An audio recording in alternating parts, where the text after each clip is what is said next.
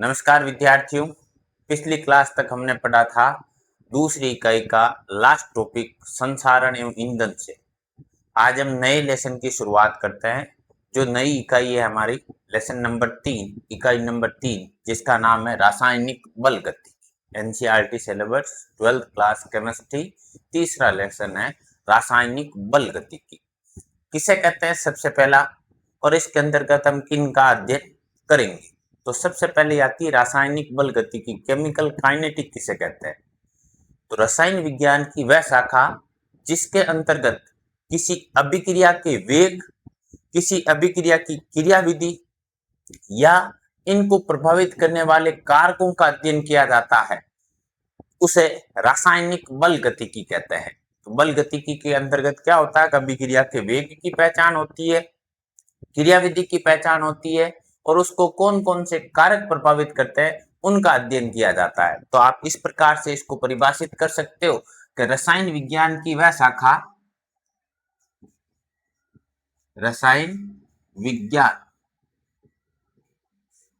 की वह शाखा जिसके अंतर्गत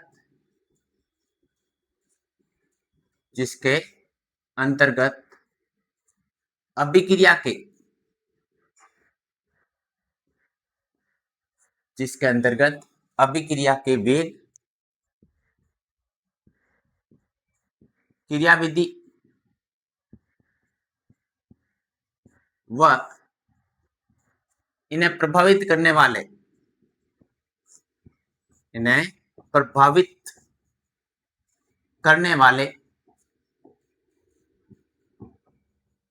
कारकों का अध्ययन किया जाता है। इनको प्रभावित करने वाले कारकों का अध्ययन किया जाता है, उसे केमिकल काइनेटिक, रासायनिक बल गतिकी कहते हैं। रासायनिक बल गतिकी कहते हैं। ये तो हो गई इसकी परिभाषा कि केमिकल काइनेटिक किसे कहते हैं, जिसके अंतर्गत अभिक्रिया के वेग, अभिक्रिया की क्रियाविधि और इनको प्रभावित करने वाले कारकों का अध्ययन किया जाता है। अब बात करते हैं इसमें, देखो केमिकल काइनेटिक एक शब्द प्रयुक्त हुआ है, काइनेटिक। ये जो काइनेटिक शब्द है, काइनेटिक शब्द की उत्पत्ति ग्रीक भाषा के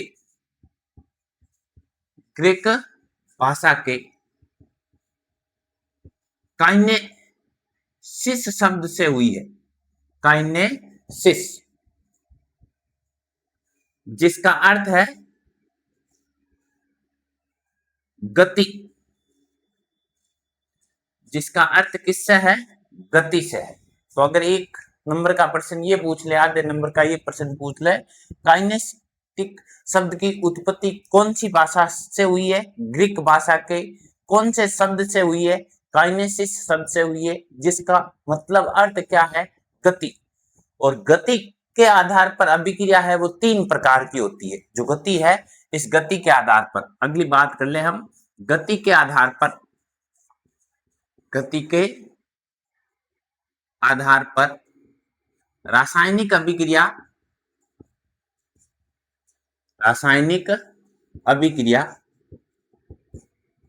3 प्रकार की होती है।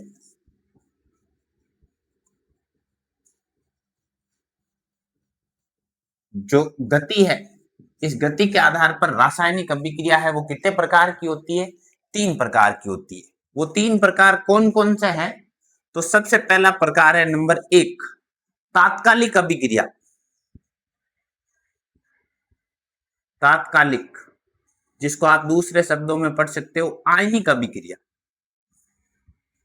आयनिक अभिक्रिया, तात्कालिक अभिक्रिया पढ़ लो चाहे आयनिक अभिक्रिया पढ़ लो। अगर हम इसकी पहचान करें तब स्पष्टीकरण है, तात्कालिक का मतलब अति तीव्र गति से होती है, बहुत जल्दी, 1 सेकंड में, क्षण के 100वें हिस्से में अगर अभिक्रिया कोई संपन्न हो जाती है तो वो तात्कालिक अभिक्रिया है, मीन्स आयनिक अभिक्रिया है। इस प्रकार की अभिक्रिया है या ये अभिक्रिया है वो आयनों के मध्य होती है। यह अभिक्रिया आयनों के मध्य होती है।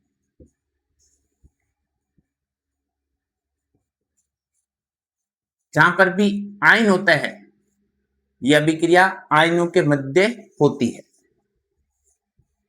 एक धनायन होगा दूसरा ऋणायन होगा, उनके बीच में इस प्रकार की अभिक्रिया होगी। इसके हम एग्जाम्पल की बात करें, उदाहरण की बात करें, तो आप इसका उदाहरण ले सकते हो। जैसे आपने उदाहरण ले लिया silver nitrate, sodium nitrate NaNO3, sodium nitrate की अभिक्रिया करवा दी सिल्वर क्लोराइड के साथ, AgCl के साथ। सिल्वर नाइट्रेट का भी जलीय विलयन है और सोडियम क्लोराइड का भी जलीय विलयन है, दोनों का जलीय विलयन है। इन दोनों की अभिक्रिया करवा दी। सोडियम नाइट्रेट की अभिक्रिया सिल्वर क्लोराइड के साथ करवाई जाती है, AgCl के साथ करवाई जाती है। इन दोनों का ही है वो जलीय विलयन है, मतलब ये आयनिक अवस्था में। जब इनकी अभिक्रिया करवाई जाती है तो क्या हो जाता है, एक तो बन जाता है सिल्वर नाइट्रेट AgNO3 और एक बन जाता है आपका क्या NaCl।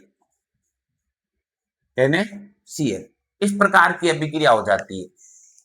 आयनों का आदान प्रदान होगा। देखो सोडियम आयन है वो क्लोराइड के साथ चला जाएगा और सिल्वर आयन है वो नाइट्रेट के साथ चला जाएगा। धनायन ऋणायन के पास विपरीत आयनों के मध्य आकर्षण होती है, आयन विनिमय विधि होती है, आयनों का आदान प्रदान हो जाएगा। और इस प्रकार की अगर कोई अभिक्रिया हो रही है वो तात्कालिक अभिक्रिया है।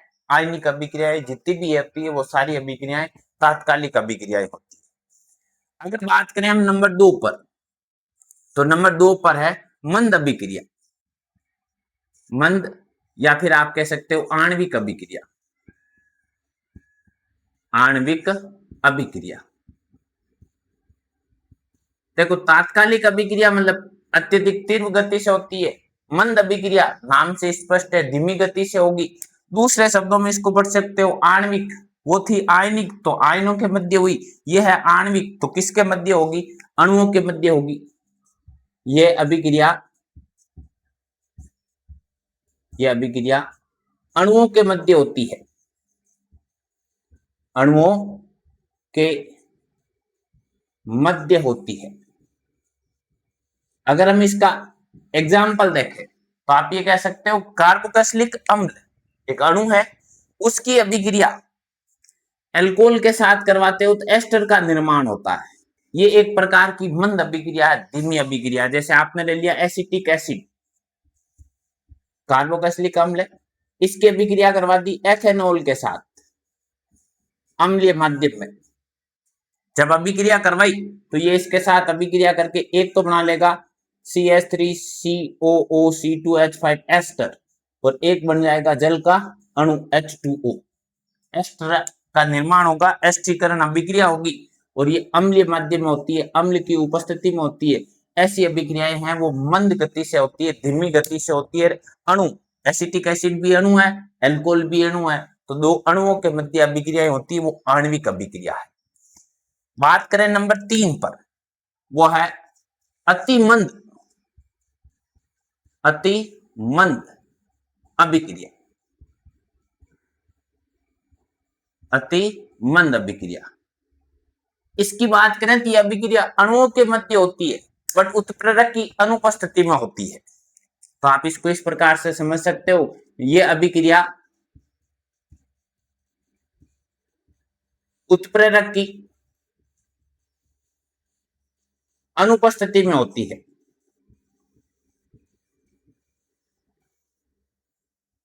यह अभिक्रिया उत्प्रेरक की अनुपस्थिति में अणुओं के मध्य होती है, अणुओं के मध्य होती है। एक आणविक प्रकार की अभिक्रिया है बट उत्प्रेरक की अनुपस्थिति में होने के कारण बहुत ज्यादा समय लगता है, कई वर्ष लग सकते हैं, कई महीने लग सकते हैं, बहुत दिन लग सकता है। इस प्रकार की अभिक्रिया ये होती है। अगर हम इसका उदाहरण देखें तो आप ये कह सकते हो कि जब हाइड्रोजन और ऑक्सीजन मिलते हैं, हाइड्रोजन और ऑक्सीजन अभिक्रिया करके जल का निर्माण करते हैं, H2O का निर्माण करते हैं, तो ये अभिक्रिया है वो अति मंद अभिक्रिया है। दो अणु है, हाइड्रोजन भी अणु है और ऑक्सीजन भी अणु है, उत्प्रेरक की अनुपस्थिति में अभिक्रिया हो रही है। इसका दूसरा उदाहरण ले तो आप ये कह सकते हो लोहे पर जंग लगना अति मंद अभिक्रिया है।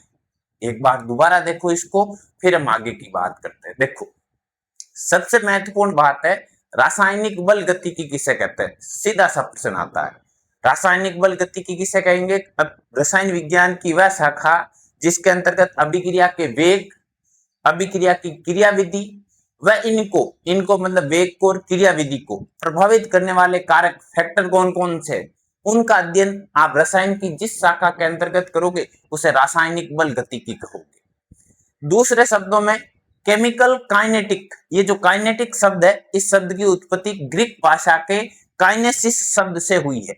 कौन से शब्द से हुई है? काइनेसिस शब्द से हुई है, जिसका शाब्दिक अर्थ क्या होता है? गति।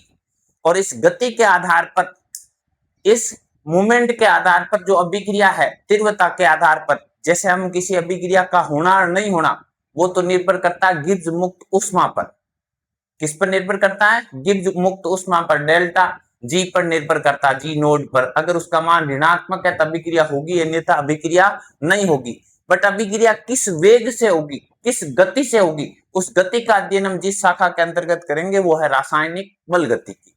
वापस सुनना, ध्यान से समझना, अभिक्रिया का होना और नहीं होना वो तो निर्भर करता है गिब्स मुक्त ऊष्मा पर, परंतु अभिक्रिया हो रही है तो कितने समय में होगी, उसको कितना समय लगेगा, तात्कालिक अभिक्रिया है, मंद अभिक्रिया है, अति मंद अभिक्रिया है, उसका निर्धारण है वो रासायनिक बल गति के अंतर्गत किया जाता है। उसके आधार पर, गति के आधार पर अभिक्रिया तीन प्रकार की है। यदि आयनों के मध्य हो रही है तो वो तात्कालिक अभिक्रिया है, आयनिक अभिक्रिया है और आयनों के मध्य होगी। दूसरी है मंद या आणविक अभिक्रिया, ये अणुओं के मध्य होगी, उत्प्रेरक की उपस्थिति में होती है और कुछ समय में संपन्न हो जाती है। अति मंद अभिक्रिया जिसको कई वर्ष लग सकते हैं, ये एक प्रकार की आणविक अभिक्रिया है बट उत्प्रेरक की अनुपस्थिति में होती है। ये हुई रासायनिक बल गतिकी। अब देखते हैं हम अभिक्रिया का वेग। हम पढ़ रहे हैं रासायनिक बल गतिकी, केमिकल काइनेटिक किसे कहते हैं, उसके आधार पर अभिक्रिया कितने प्रकार की होती है। अब बात करते हैं हम अभिक्रिया के वेग की, रेट ऑफ रिएक्शन की। अभिक्रिया का वेग किसे कहते हैं और ये कितने प्रकार का होता है, इसको कौन से कारक प्रभावित करते हैं। तो सबसे पहले बात आती है अभिक्रिया के वेग की। तो वेग किसे कहते हैं? कोई भी अभिक्रिया होगी उसमें दो तरह के यौगिक होंगे, एक तो अभिकारक हुआ और एक उत्पाद हुआ। कोई अभिक्रिया हुई, जो क्रिया करेंगे वो अभिकारक और जो क्रिया करके बनाएंगे वो उत्पाद। तो उस अभिकारक की सांद्रता में या उस उत्पाद की सांद्रता में, या तो अभिक्रिया करेंगे वो अभिकारक या क्रिया करके बनाएंगे वो उत्पाद, इनकी सांद्रता में किस प्रकार का परिवर्तन होता है, उस परिवर्तन को कहते हैं अभिक्रिया का वेग। परिभाषित करें तो हम इस प्रकार से परिभाषित कर सकते हैं कि एकांक समय अंतराल में, एकांक समय अंतराल में, एकांक समय अंतराल में अभिकारकों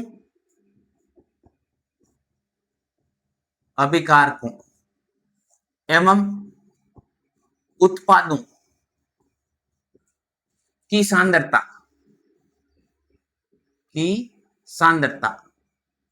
में एकांक समय अंतराल में या इकाई समय अंतराल में अभिकारकों एवं उत्पादों की सांद्रता में हुए परिवर्तन को अभिक्रिया का वेग कहते हैं। अभिक्रिया का वेग कहते हैं, अभिक्रिया का वेग कहते हैं, रेट ऑफ रिएक्शन कहते हैं। तो ये तो अभिक्रिया वेग की हो गई परिभाषा कि इकाई समय अंतराल में या एकांक समय अंतराल में अभिकारकों एवं उत्पादों की सांद्रता में हुए परिवर्तन को अभिक्रिया का वेग कहते हैं। इसको हम सूत्र के रूप में लिखें तो इस प्रकार से लिख सकते हैं, अभिक्रिया का वेग, अभिक्रिया का वेग आर के द्वारा आप प्रदर्शित कर सकते हो, रेट के द्वारा इसको प्रदर्शित कर सकते हो, बराबर क्या हो जाएगा, अभी सांद्रता में हुआ परिवर्तन, अभिकारक या उत्पाद, अभिकारक के लिए आर और उत्पाद के लिए पी, अभिकारक या उत्पाद की सांद्रता में हुआ परिवर्तन, की सांद्रता में हुआ परिवर्तन अपॉन परिवर्तन के दौरान लगा समय, अपॉन परिवर्तन में लगा समय। ये जो परिवर्तन हो रहा है वो कितने समय में हो रहा है, उस परिवर्तन में लगे समय और सांद्रता में परिवर्तन और परिवर्तन में लगे समय, इन दोनों के अनुपात को कहा जाता है अभिक्रिया का वेग। क्योंकि अभिकारकों की सांद्रता में कमी होती है, अभिकारक का अपघटन होता है और उत्पाद का संश्लेषण होता है, तो यहाँ पर एक साइन हो जाएगा प्लस और माइनस। ये प्लस आएगा उत्पाद के लिए, माइनस आएगा अभिकारक के लिए। ये तो अभिक्रिया के वेग का सामान्य हो गया फॉर्मूला। क्योंकि हम जानते हैं कोई अभिक्रिया होगी तो इस प्रकार की अभिक्रिया होगी। ये अभिक्रिया ले लीजिए जैसे आपने, ये अभिकारक है, अभिकारक क्रिया करके क्या बनाते हैं, उत्पाद का निर्माण करते हैं। तो इस अभिक्रिया में अभिकारकों का तो होगा अपघटन, आर की सांद्रता में, आर की अभिकारक की सांद्रता में कमी होगी, अभिकारक की सांद्रता में क्या होगी, कमी होगी, क्योंकि अभिकारक का आर का अपघटन होता है। अभिकारक की सांद्रता में कमी होगी क्योंकि अभिकारक का क्या होता है, अभिकारक का अपघटन होता है। इसलिए हमेशा जब भी अभिकारक की सांद्रता को प्रदर्शित करोगे तो साइन किसका लगेगा, माइनस का लगेगा। दूसरी बात करें उत्पाद की सांद्रता, तो उत्पाद की सांद्रता में वृद्धि होगी, उत्पाद की सांद्रता में क्या होगी, वृद्धि होगी, क्योंकि उत्पाद का संश्लेषण होता है, उत्पाद का निर्माण होता है, क्योंकि उत्पाद का संश्लेषण या निर्माण, उत्पाद बनता है इसलिए उत्पाद की सांद्रता बढ़ेगी, अभिकारक घटेगा इसलिए अभिकारक की सांद्रता में कमी होगी। तो प्लस और माइनस है वो आर और पी के लिए होता है, आर के लिए माइनस होगा और पी के लिए क्या होगा, प्लस होगा। अब बात करें अभिक्रिया के वेग के इकाई की, आर की इकाई, अभिक्रिया वेग की इकाई, अभिक्रिया वेग की इकाई क्या होती है, तो इकाई क्या होगी, ऊपर तो है सांद्रता और नीचे है समय। सांद्रता का मतलब हो गया मोल प्रति लीटर और समय का मतलब हो गया सेकंड, तो इकाई क्या हो गई, मोल प्रति लीटर इनटू सेकंड। तो अभिक्रिया वेग की इकाई क्या हो गई, मोल प्रति लीटर इनटू सेकंड। और इसमें ही अगर गैसीय अभिक्रिया है, गैसीय अभिक्रिया में, गैसीय अभिक्रिया में वेग की इकाई, गैसीय अभिक्रिया में प्रयुक्त होगा दाब, दाब की इकाई होती है एटमॉस्फेयर, एटीएम या वायुमंडलीय दाब, तो आप कह सकते हो एटीएम प्रति सेकेंड। गैसीय अभिक्रिया में वेग की इकाई क्या होगी, अभिक्रिया वेग की, एटीएम वायुमंडलीय दाब अपॉन सेकेंड या पास्कल अपॉन सेकेंड, और सामान्य अभिक्रियाओं में क्या हो जाएगी, मोल प्रति लीटर इंटू सेकेंड। अब बात करते हैं अभिक्रिया वेग के प्रकार की, तो अभिक्रिया का वेग है वो दो प्रकार का होता है, अभिक्रिया वेग दो प्रकार का होता है, दो प्रकार का होता है। दो प्रकार कौन कौन सा है, तो नंबर एक पर तो है तात्क्षणिक अभिक्रिया वेग, दो प्रकार है, दो प्रकारों के हम नाम लिख देते हैं, इस ओर लिख देते हैं। पहला नंबर एक प्रकार है तात्क्षणिक, तात्क्षणिक अभिक्रिया वेग, अभिक्रिया वेग। और दूसरा है औसत अभिक्रिया वेग, औसत अभिक्रिया वेग। एक बार दोबारा देखना, फिर इन दोनों के बारे में जानकारी प्राप्त करते हैं। सबसे पहले बात होती है अभिक्रिया वेग की, किसे कहते हैं, इकाई समय अंतराल में, एकांक समय अंतराल में अभिकारकों एवं उत्पादों की सांद्रता में हुए परिवर्तन को अभिक्रिया का वेग कहते हैं। क्योंकि कोई अभिक्रिया होगी उसमें एक अभिकारक होगा और एक उत्पाद होगा, अभिकारक सांद्रता में कमी होगी क्योंकि उसका अपघटन होता है, उत्पाद की सांद्रता में वृद्धि होगी क्योंकि उसका संश्लेषण होता है। अभिकारक की सांद्रता में कमी होगी इसलिए उस माइनस के द्वारा प्रदर्शित करेंगे, और उत्पाद की सांद्रता में वृद्धि होती है इसलिए उसके लिए प्लस का उपयोग करेंगे। और अभिक्रिया के वेग को लिख सकते हो अभिकारक या उत्पाद की सांद्रता में हुआ परिवर्तन अपॉन परिवर्तन के दौरान लगा समय।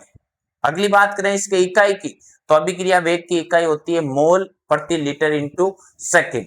अगर गैसीय अभिक्रिया तो उसके लिए वेग की इकाई होगी, क्योंकि गैसीय अभिक्रिया में सांद्रता प्रयुक्त नहीं होकर के दाब प्रयुक्त होगा, और दाब की इकाई होती है वायुमंडलीय दाब एटीएम अपॉन सेकेंड। अगर हम अभिक्रिया वेग के प्रकार की बात करें तो अभिक्रिया वेग वो कितने प्रकार का होता है? दो प्रकार का होता है। एक तो तात्क्षणिक अभिक्रिया वेग जो अल्प परिवर्तन है, और औसत अभिक्रिया वेग जो पूर्ण परिवर्तन को प्रदर्शित करता है। ये तो हुआ अभिक्रिया का वेग। अब हम वेग के प्रकार पढ़ते हैं। दो प्रकार का होता है, एक तात्क्षणिक अभिक्रिया वेग होता है, एक औसत अभिक्रिया वेग होता है। इन दोनों अभिक्रिया वेग का हम तुलनात्मक अध्ययन करते हैं। एक तो औसत अभिक्रिया वेग है, एक तात्क्षणिक अभिक्रिया वेग है। पहले बात कर लेते हैं औसत की। औसत किसे कहते हैं? जो एक फिक्स समय अंतराल में होगा, जैसे 1 मिनट से 5 मिनट तक, या फिक्स समय अंतराल दे दे 5 घंटे के समय अंतराल में, 10 मिनट के समय अंतराल में, एक निश्चित समय अंतराल होगा जिसमें पूर्ण परिवर्तन होता है, उस परिवर्तन को कहा जाता है औसत अभिक्रिया वेग। और तात्क्षणिक अभिक्रिया वेग किसे कहते हैं? किसी एक क्षण पर, किसी एक पल पर जो अभिक्रिया वेग होता है उसे कहा जाता है तात्क्षणिक अभिक्रिया वेग। तो हम बात करें पहले औसत अभिक्रिया वेग की, तो हम कह सकते हैं, इसको परिभाषित कर सकते हैं, निश्चित समय अंतराल में, निश्चित समय अंतराल में अभिकारकों एवं उत्पादों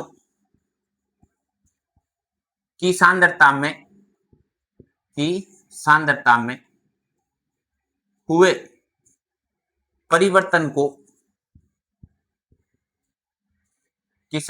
हुए परिवर्तन को औसत अभिक्रिया वेग कहते हैं। औसत अभिक्रिया वेग कहते हैं। किसी निश्चित समय अंतराल में अभिकारकों एवं उत्पादों की सांद्रता में हुए परिवर्तन को औसत अभिक्रिया वेग कहते हैं। और तात्क्षणिक अभिक्रिया वेग किसे कहेंगे? कि किसी एक क्षण का मतलब होता है 1 सेकेंड, किसी एक क्षण पर अभिकारकों एवं उत्पादों की सांद्रता में हुए परिवर्तन को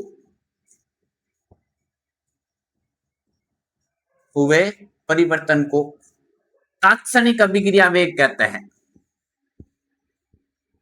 तात्क्षणिक अभिक्रिया वेग कहते हैं। ये औसत और तात्क्षणिक अभिक्रिया वेग की परिभाषा हो गई। औसत अभिक्रिया वेग किसे कहेंगे? कि किसी निश्चित समय अंतराल में अभिकारकों एवं उत्पादों की सांद्रता में हुए परिवर्तन को औसत अभिक्रिया वेग कहते हैं, और किसी एक क्षण पर हुए परिवर्तन को तात्क्षणिक अभिक्रिया वेग कहते हैं। अब देखो, हमने ये एक रिएक्शन ली कि आर अभिकारक क्रिया करके बनाते हैं पी। ये एक रिएक्शन है, ये एक अभिक्रिया है। इसके लिए अगर हम औसत अभिक्रिया वेग लिखें, इसके लिए अगर हम आर एवरेज लिखे, औसत अभिक्रिया वेग लिखे, तो औसत अभिक्रिया वेग बराबर अभिकारकों की सांद्रता में हुआ परिवर्तन अपॉन परिवर्तन के दौरान लगा समय, उत्पाद की सांद्रता में परिवर्तन और परिवर्तन के दौरान लगा समय।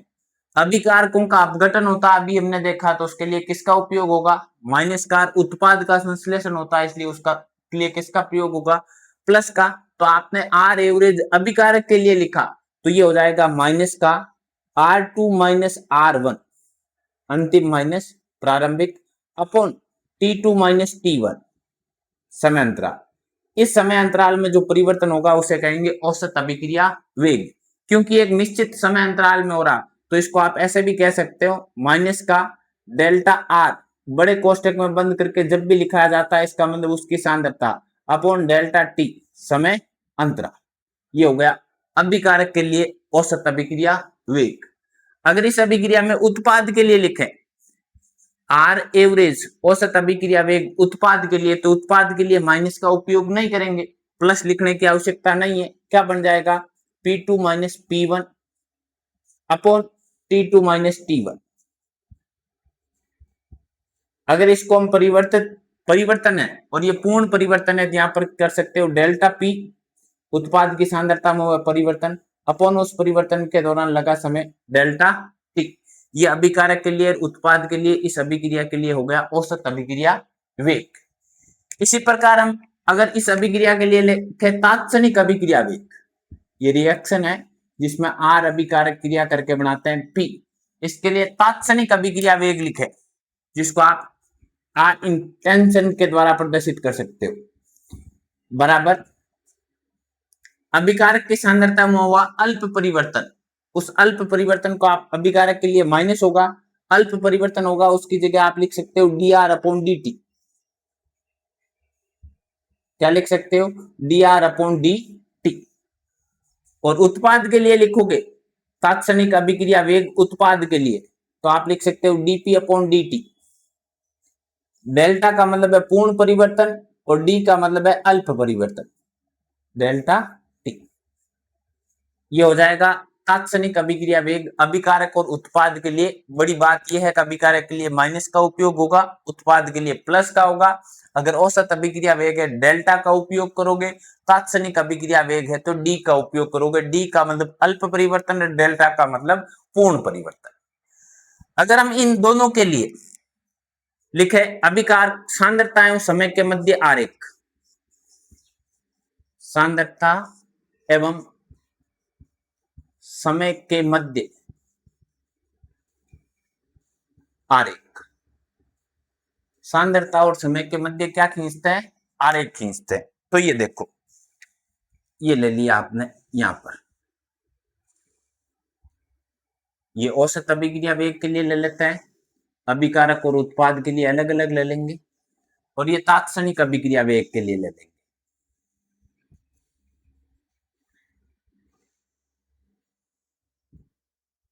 ठीक है, यहां पर हम ले लेते हैं, देखो अभिकारकों की सांद्रता R, कोष्टक में बंद करके लिख दिया T। यहां ले लेते हैं उत्पाद की सांद्रता और समय के मध्य। तात्क्षणिक अभिक्रिया वेग में भी ये ले लेते हैं अभिकारक की सांद्रता और समय के मध्य, और ये ले लेते हैं उत्पाद की सांद्रता और समय के मध्य।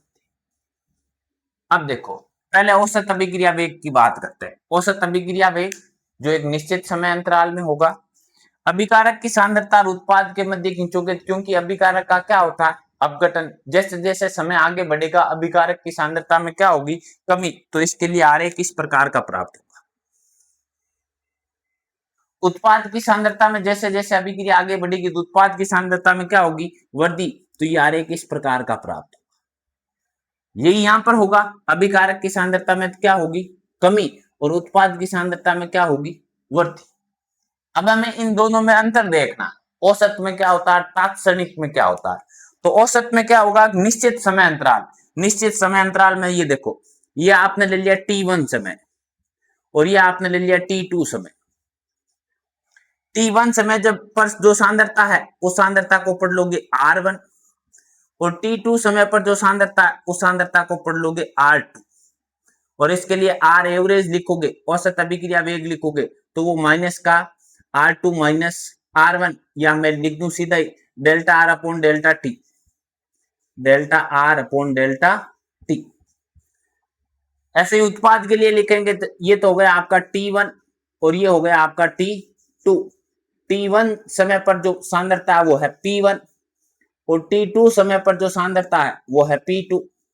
ये यहां से यहां तक डेल्टा P, ये यहां से यहां तक डेल्टा T।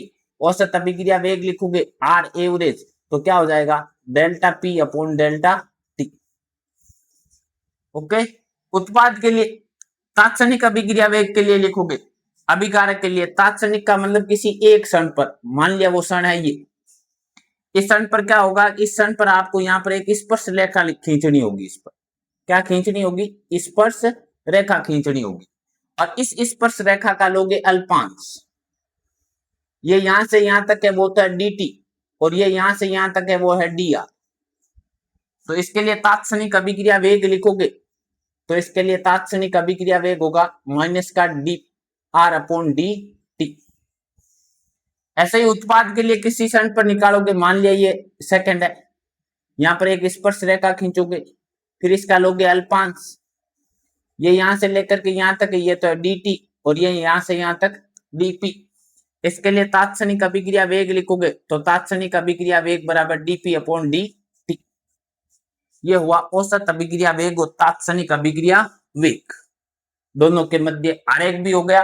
अभिकारक की सांद्रता और समय के मध्य, उत्पाद की सांद्रता और समय के मध्य औसत के लिए, और तात्क्षणिक के लिए इस प्रकार का आरेख प्राप्त होगा। एक बार दोबारा देखना। बात करते हैं पहले औसत अभिक्रिया वेग की।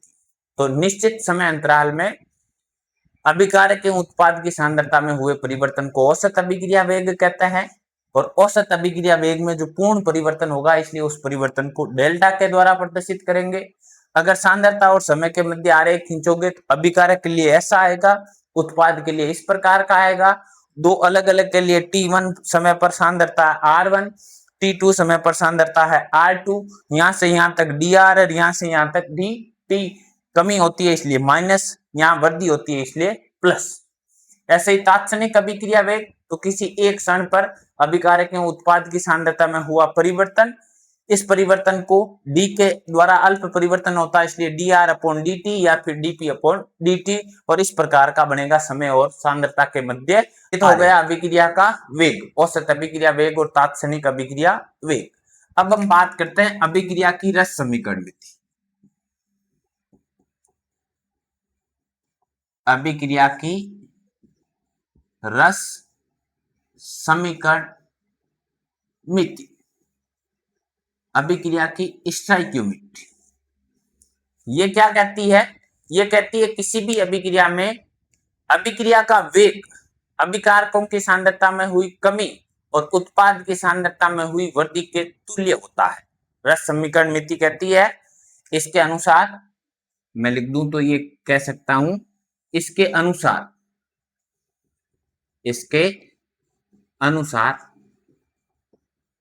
अभिक्रिया का वेग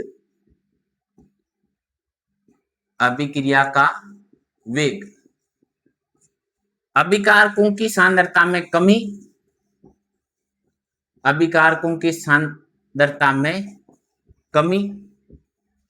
व उत्पाद की सांद्रता में वृद्धि के तुल्य होता है। कहने का मतलब ये हुआ, जितनी अभिकारक की सांद्रता में कमी होगी उतनी उत्पाद की सांद्रता में वृद्धि होगी, और दोनों का मान है वो बराबर होगा। किसके बराबर होगा? अभिक्रिया वेग के बराबर होगा। जैसे हम एक एग्जाम्पल लेकर देखते हैं, उदाहरण लेकर के देखते हैं। ये अभिक्रिया सरल सी, R अभिकारक करके बनाते हैं P। इस अभिक्रिया के लिए लिखे हम औसत अभिक्रिया वेग, R एवरेज लिखें। किसके अनुसार लिखें? रस समीकरण मिति के अनुसार लिखें। तो R एवरेज बराबर होगा अभिकारक की सांद्रता में कमी means delta R upon delta T बराबर होगा delta P upon delta T। किसके अनुसार? अभिक्रिया की रस समीकरण मिति के अनुसार। अगर इसके लिए आप तात्क्षणिक अभिक्रिया वेग लिखोगे तो यही होगा, जहां डेल्टा है वहां डी का उपयोग कर लोगे। अगर हम इस अभिक्रिया को इस एग्जाम्पल से नहीं समझ करके इस एग्जाम्पल से समझते हैं, नंबर 2, एक दूसरा एग्जाम्पल लिया हमने, वो इस प्रकार का है कि N1 का A मोल है, N2 का B मोल है, अभिक्रिया करके M1 का C मोल बनाता है, M2 का D मोल बनाता है। इसके लिए रस समीकरण मिति के अनुसार औसत अभिक्रिया वेग लिखो। किसके अनुसार? रस समीकरण मिति के अनुसार। तो हमने इसका उल्लेख कर दिया, रस समीकरण मिति के अनुसार, रस समीकरण मिति के अनुसार औसत अभिक्रिया वेग R एवरेज बराबर होगा किससे? अभिकारकों की सांद्रता में हुई कमी और उत्पाद की सांद्रता में हुई वृद्धि के। क्योंकि यहाँ मोल है ना, तो इसको लिखोगे तो अभिकारक है A और B, तो उसकी सांद्रता में क्या होगी? कमी। कमी के लिए किसका उपयोग होगा? माइनस का। मोल की संख्या वो भाग में चली जाएगी 1/n1 के मोल। ए की सांद्रता में हुआ परिवर्तन डेल्टा ए अपॉन उस परिवर्तन के दौरान लगा समय डेल्टा टी बराबर। एक और अभिकारक है जिसके मोलों की संख्या n2 तो 1/n2। बी की सांद्रता में हुआ परिवर्तन अपॉन उस परिवर्तन के दौरान लगा समय बराबर। अब सी और डी उत्पाद है, उनकी सांद्रता में वृद्धि होगी तो माइनस का उपयोग नहीं करेंगे। मोल की संख्या m1 तो 1/m1 की सी की सांद्रता में परिवर्तन अपॉन परिवर्तन के दौरान लगा समय। फिर है डी, मोलों की संख्या m2 तो 1/m2 डी की सांद्रता में परिवर्तन अपॉन परिवर्तन के दौरान लगा समय। ये हो गया इस अभिक्रिया के लिए रस समीकरण मिति के अनुसार औसत अभिक्रिया वेग। एक एग्जांपल और ले लेते हैं, पर्टिकुलर रिएक्शन ले ली आपने, एक अभिक्रिया ले ली PCl5 जिसका आपने तापीय अपघटन किया बन गया PCl3 प्लस Cl2। इसके लिए औसत या तात्क्षणिक अभिक्रिया वेग पूछे रस समीकरण मिति के अनुसार, स्टोइकियोमेट्री के अनुसार, तो क्या बन जाएगा कि औसत अभिक्रिया वेग बराबर अभिकारक की सांद्रता में हुई कमी मींस माइनस का डेल्टा PCl5 की सांद्रता में हुआ परिवर्तन अपॉन परिवर्तन के दौरान लगा समय बराबर उत्पाद की सांद्रता में वृद्धि के लिए डेल्टा PCl3 की सांद्रता में परिवर्तन अपॉन परिवर्तन के दौरान लगा समय बराबर डेल्टा Cl2 अपॉन Cl2 की सांद्रता में हुआ परिवर्तन अपॉन परिवर्तन के दौरान लगा समय। PCl5 अभिकारक है इसलिए माइनस और इन दोनों के लिए किसका उपयोग होगा प्लस का। यह है रस समीकरण मिति। वापस देखना, रस समीकरण मिति क्या कहती है, यह कहती है किसी भी अभिक्रिया का वेग चाहे वो तात्क्षणिक है चाहे औसत अभिक्रिया वेग है, वो अभिकारकों की सांद्रता में हुई कमी उत्पाद की सांद्रता में हुई वृद्धि, जितनी कमी होगी वो उतनी वृद्धि होगी और वो किसके बराबर होगी, वो अभिक्रिया वेग के बराबर होगी, चाहे वो तात्क्षणिक है चाहे वो औसत अभिक्रिया वेग है। किस प्रकार से निकालोगे तो ये निकालने का तरीका हो गया। ये हो गया रासायनिक बल गति की अभिक्रिया का वेग के प्रकार और उन प्रकारों पर रस समीकरण मिति के अनुसार किस प्रकार से उसका निर्धारण होता है। अगली क्लास में हम इनको प्रभावित करने वाले कारकों का अध्ययन करेंगे। अगर ये हमारी क्लास ठीक लगी, आपको जानकारी में आई तो हमारे चैनल को लाइक करें, शेयर करें एवं सब्सक्राइब करें। धन्यवाद।